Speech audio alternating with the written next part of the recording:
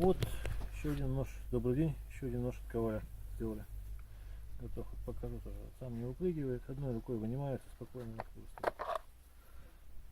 Ну и проверим его на прочность пока. Что?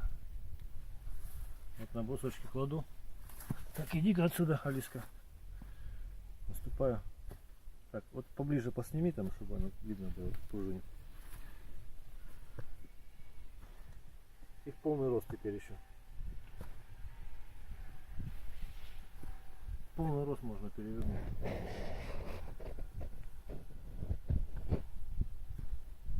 Ну, видно, да? Примерно. Так, ничего ему не будет. Попробуем еще такой. Слезает так. Вот, покажи. Видно? Да. Ну, в общем, ну что, резать ничего не буду, а покажу, как кожу просто режет.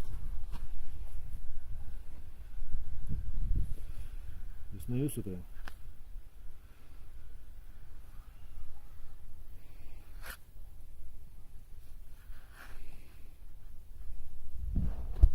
Всего доброго, до свидания.